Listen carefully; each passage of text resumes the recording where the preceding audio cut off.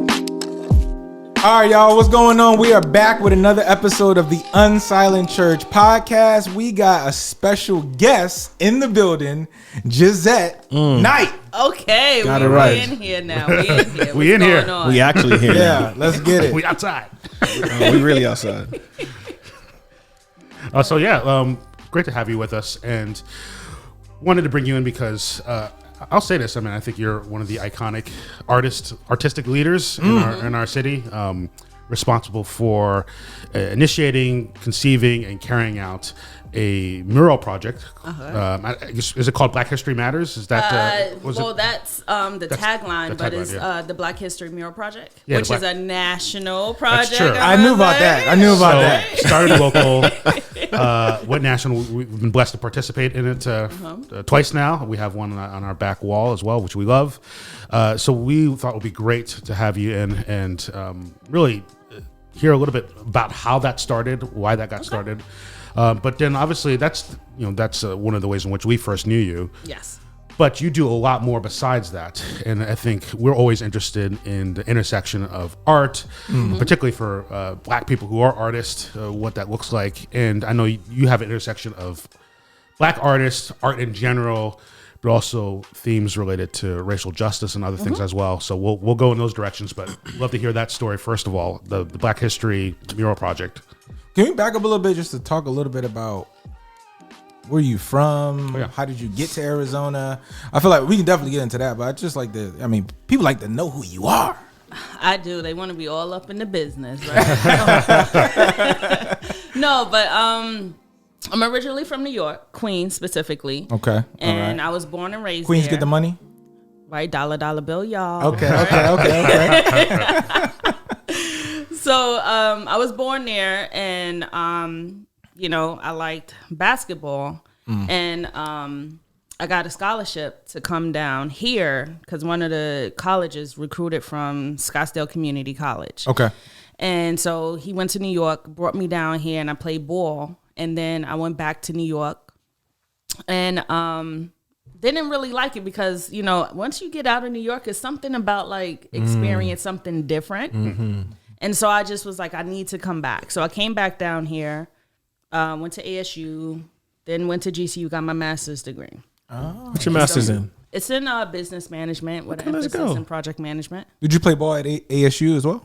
No, it was Scottsdale Community College. Okay. Yeah, we went JUCO. Still, hey, that still ain't no joke, so. Yeah, and then I just call Arizona my home. So I go back though. Yeah. So what was the sort of like what preempted the Black History Mural Project? All right, how much time we got?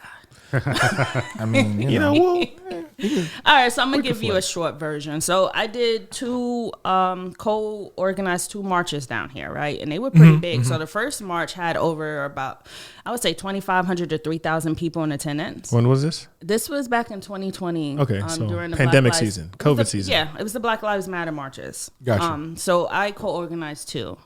And did you do the one here on Roosevelt Road? No, because we did ours downtown to the Capitol. Yeah. Yeah. Okay. Oh, okay. Yeah, got it. Yeah, so that's where we marched though. And with any movement, sometimes the momentum dies down, and so I wanted to keep it going. So I saw like in New York and DC, they was painting the Black Lives Matter street mural. So all I wanted to do from an honest place was to bring that down here and, celebrate Black people and bring people together. And the reason why is because Cesar Chavez was in that mural. So it wasn't just all Black, because I saw down here that we all needed to unite because we're facing the same issues, right? Similar issues. And I took it to the Phoenix City Council. I campaigned and, had the support. And then all of a sudden, Laura Pastor's chief of staff was like, hey, you need to do something because we're each getting about 2,500 emails from people that's in opposition, and the emails are not nice.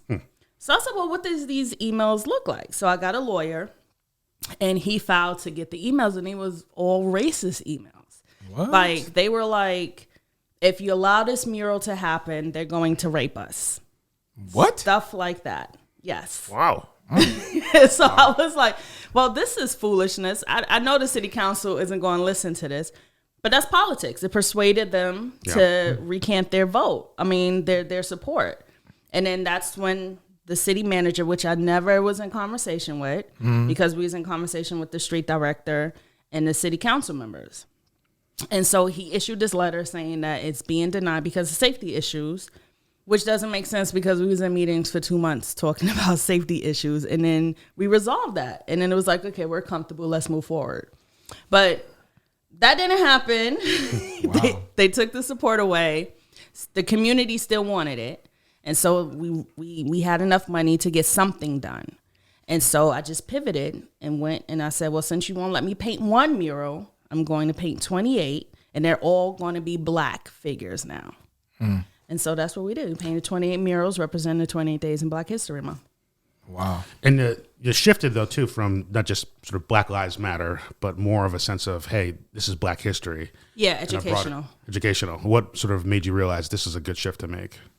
At that time, I started reading Carter G. Woodson. Yeah. And so he... Miseducation of the Negro? Yes. Okay. And so I started realizing that some of the stuff, not some of it, but it's parallels to what happened in the 30s, the 40s, the 50s, and it's happening down here. And the thing is, Arizona, which a lot of people need to understand with the Black community, is unique. It's not universal to Atlanta. Our issues that we're facing, Atlanta already faced and resolved. Same thing with New York and whatnot, right? You go to New York, you go to Atlanta, you're gonna see Black people on city council, like a lot of them in the state senate, in the state house. Down here, we only have one person now. So, it's a different atmosphere down here for the Black community. So when I started reading The Miseducation of a Negro, I started seeing parallels, because one of the things that he was trying to do was to get Black history out there, because he saw that if a people didn't understand their history, they had no worthwhile, right? They didn't understand where they was coming from. They didn't know where they was going. So I said, let's talk about Black history besides Mount Rushmore, like the Martin Luther Kings and the Malcolm X's. And so I just did research, and I said, this is what I want to do, is I want to put us out there, but make it educational to where it's not just about the Mount Rushmore people in Black history. Let's talk about Percy Julian, right? Let's talk about Louis Latimer, right? Let's talk about Otis Boykin. Let's talk about all these people that don't get talked about in schools. And so that's where it transitioned to. How was that received? What ended up happening? I mean, this is sort of preview here. I mean, it grew. I mean, I think it did way more than you thought it would. It started here locally, and then you did it again the following year, and then it went national. So, just to be curious in terms of obviously response was good. I mean, what happened as people began to interact with this and got the vision of what you were doing? I think it was a sense of curiosity as well as excitement. And something new, right? Yeah. Because when I was doing the research, it was a lot of stuff about Black history that I didn't know about, right? Right. So, like, one of the people which we need to get a movie about her, is Queen Annie and the Maroons, right? I didn't know anything about her. Then you got the Robert Smalls, this Black man that commandeered a Confederate ship and put a couple of slaves on the ship, and they sailed off to the Union Navy, and he becomes the first African-American captain of the Navy. Wow. And then the first congressman for South Carolina. South Carolina. Yep, that's right, South Carolina. And now he, and then the father of public education. Like, know what I'm saying? By the way, that mural is in Grant Park. Yes. So shout out to Grant Park. That mural is there if y'all want to go check it out. In Atlanta, because we did one of him in Atlanta. But it's just that these stories, because when we think about history, right, we think about the slavery and it could be sad and down. But when you tell the story, that's how it's always positioned. Yes. It always starts with slavery. Yeah. But when you look at the people that were enslaved and you look at their individual stories, some of them is triumphant. Yeah. It's resilient, right? How they faced adversity and they got persevered through it. Those stories aren't being told. And then I saw, like, not just in Arizona, but Dallas and Atlanta and California, that we needed some of that resiliency. We needed to see those stories. We needed hope, right? Yeah. Because when you think about Robert Smalls and how he's maneuvering these waters in the Confederate area, And any moment, if he makes a mistake, he's dead. And not just him, he's responsible for all these people on the ship. They're dead too. Right? And then the strength that he had and how the community got behind him and supported him. And he was able to help free all these slaves along with others. It's just amazing. Yeah. So that was like, why don't I know that story? Yeah. You know what I'm saying? So it was a lot of people's like, well, why I don't know about Robert Smalls? Why didn't we learn about Robert Smalls? Yeah. And so it just grew. It seems like the effect of it has been, obviously, one of the things, at least in my perception of it, is, this is helpful for Black people to be aware of this. This is our history. Yes. But it's been broader than that. It's good for almost any American to realize like this history is American history, right? And it's not sort of off in the little corner here. Like this helps define who we are as a people. It should define who we are as a people. It seems to me is that like some of what the result of this has been helpful for all people to realize the significance of Black people in history, which then I think helps the other initiatives and things that you're trying to do. Yeah.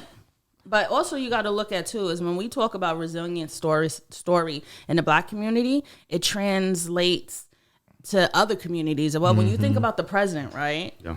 Barack Obama being the first African American president. Before that, nobody thought anybody other than a white man could be president.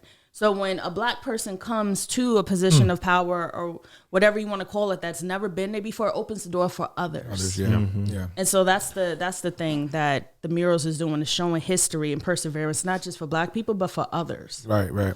I know the feedback has been positive, a lot of positivity in terms of the different murals that's around city of Phoenix, but also around the country. Are there any, can you speak to a little bit of maybe some, I guess, opposition or some negativity of people that are on a building that some people did not want on the building? Well, I haven't experienced that yet. Thank God. Oh, okay. Because you got to also look at where we paint these murals. We're not painting these murals except for downtown Arizona, but most of the places where we go and we paint murals, like in Compton, right, in Dallas, downtown Dallas. It's not invested communities. Okay. So we come in with this beautiful piece of art for free because all our murals to the community and small businesses and local nonprofits, community centers, schools, they're all free. Okay. Right. So we come in and we paint these murals in these communities that are just bricks, right? No color, and then these murals come in and they brighten up the neighborhood. Wow. So they're not so it hasn't been like oh wow, Barack Obama's up there. I wish he wasn't. You know what I mean? It's because you're not painting them in the suburbs. Yeah. So you're not painting them in the spaces where, like, okay, a community of people will be like, oh no, we don't want that mural on this really clean, newly developed whatever situation. In most cases, you're saying we're going to places that they want typically they would want that have been neglected, and now there's just a blank wall, and we get to bring beauty in the space, which, unfortunately, is usually the almost the precursor to gentrification. So like you come in saying, hey, this neighborhood's been neglected. Look at all this space. Let's put a beautiful mural on the wall. And then people from those suburbs visit the city and go, oh man, look at this dope area. And then all that attention starts to build. And then a developer goes, hey, what if we just started buying up this because it's getting all this attention? Let's put a restaurant here. Oh man, this is great. Let's put a coffee shop here. And now you start getting like this navigation of people who typically wouldn't have been in that neighborhood, but now that it's been beautified, it starts to sort of move to. Now again, we talked about this before about gentrification. Like, new development isn't a bad thing. No. The issue of displacement is a bad thing, and the idea of pricing people out and right. That's sort of like what feels like a methodical way of like displacing people so that you can get property on the low and then raise it up and profit in business and all that sort of thing and not share those revenues. But again, just to speak to that, like, it's great that happens. It's the other side that like tends to follow. Like, you come into a space saying like, hey, let's bring beauty to it. Let's come invest in the neighborhood. And then I guess that's the question is, have you seen the impact in that way where something that started as a beautiful mural in the neighborhood starts to get the kind of attention that you're like, well, that's not really what we intended? No. What it does is it brings people together. So what I have seen is people have conversations because of the murals are there now. Now they want to invest in their own communities. Okay, great. Which is an amazing thing. And that's one thing I have to say when it comes to real estate investment is it reminds me of this quote: if you're not at the table, you're on the table. So if we don't want these developers to come into our communities and take up property, because it's happening in Eastlake, which is a historical Black neighborhood. You have a lot of Latino organizations and white organizations coming in and now buying up the property. If we don't have our hands on that stuff, protecting our own, then people are going to take advantage of that because they're going to see the opportunity that we may not see, or because we're not coming together and uniting, we can't afford to do. And that's one thing I must say in Atlanta, which I loved it down there, because one of the things that I saw with not just us, but the unity that they have. Because where we have the Robert Smalls and the Prince mural, it's nothing but Black businesses. Nothing. There's no white ownership in that area. That's great. I would say where the Robert, I would say every 10 businesses on the street of Robert Smalls is Black owned. Wow. Right. And so I asked the guy, because he runs the Black Farmers Land Federation, nonprofit organization, which he helps Black farmers get their land back and any issues that they have. Nice. As I asked, why is it so prevalent that you see all these Black businesses now here? And he said it's because the elders, when somebody came to us and said they wanted to start a business, we put our money together and helped them if they didn't have the resources. Wow. That's Yeah, great. that's the same thing that happened in Oklahoma. Got you. Speaking of Black, In Greenville. Yes. Nice. speaking of Black, obviously with the Black History Matters murals, you also work with Black artists to help Correct. do that. But you also don't work with Black artists either. Correct. Sometimes I was down in Grant Park and I saw a white lady, a sweet old white lady. She was doing some stuff on the thing. How would you respond for people that are saying, well, this is supposed to be a Black Matters thing, but you That's have, true. But you, One of them painted one of the murals on our wall. yeah. But not sometimes there's white people actually painting on these. How would you respond? I feel like Dr. Umar would have something to say to you about that. But yeah, how would you respond to that? Because that is an interesting dynamic to have non-Black people working on a Black Matters art piece. Well, it's many ways you could look at this, right? When you look back at Black history, when you look at the civil rights movement, right? Was there just Black people marching? Okay. Right? Okay. Was there Black people that were just murdered?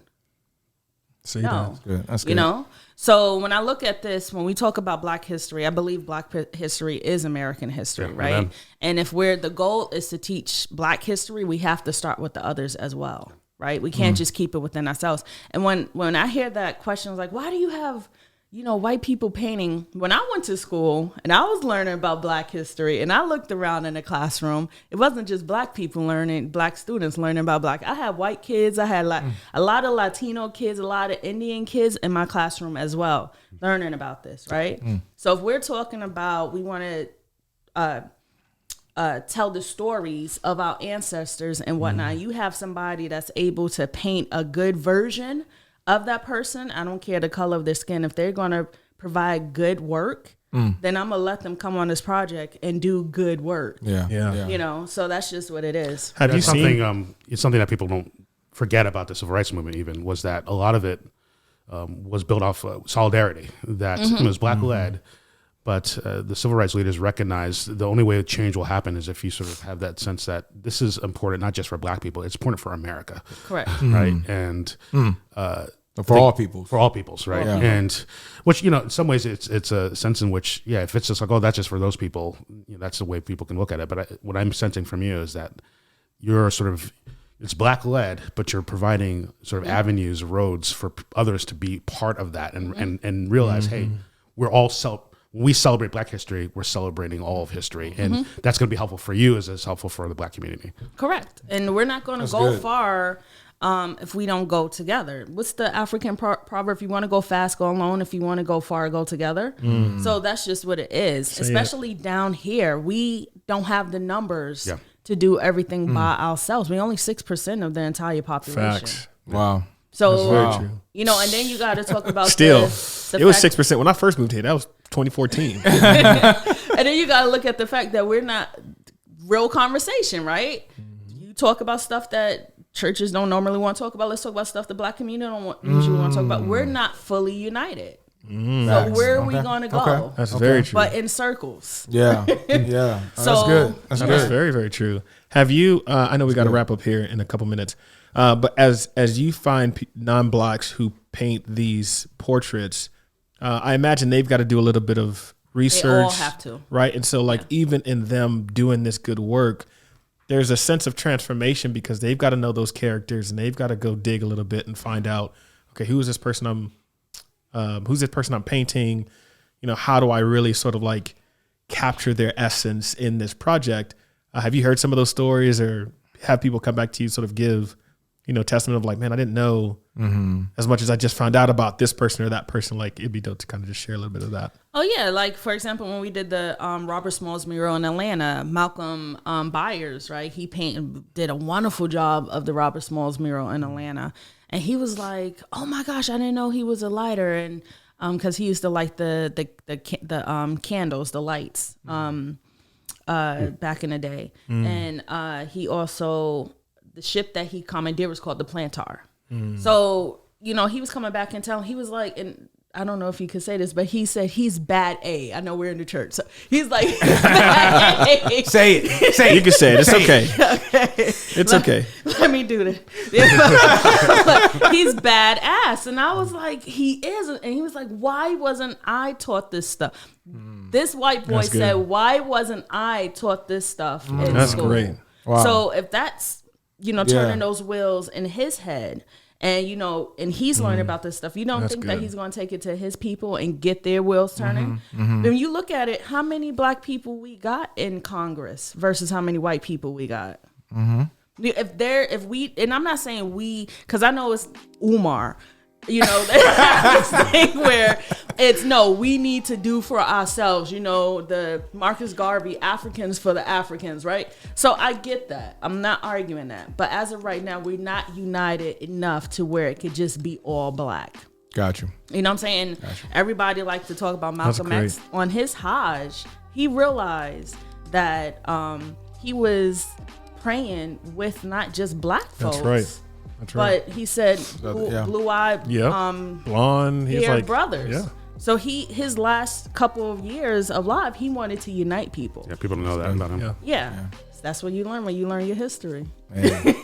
Well, on that note, Black history matters. Yes. on that note, I think we all should learn more about Yes. history, learn about these different people that have impacted society in major, major ways. Plug your stuff real quick. Where can people find out more about you? Website, socials? Can you plug that real quick before we wrap Yeah, up? so if you want to look, because we're about to do some amazing stuff. So if you want to join us on this journey, and I suggest you join us on this journey, you could go to our social media. All the handles are the same. It's Shining Light FND Frank Nancy David. So it's Shining Light F as in Frank, N as in Nancy, D as in David. And then our our website is Shining Light, www.shining-light.org. Yeah, we'll put it in the description. That's Shining Light. Yeah, we'll put those in We'll the show put it all notes. on the drawing so Yeah, people for sure. can be able to see. Gizette, thank you so much for this amazing conversation. It's been great having you. You got to come back, by the way. You gotta, Most you gotta stuff. come- you gotta Most come stuff. back. I like sure. y'all. Likewise. Some new Let's brothers. go. Let's go. Well, listen, y'all. Like, share, subscribe so you can know about the Unsilent Church podcast. Like we always say, love God, love people. We are out. Peace.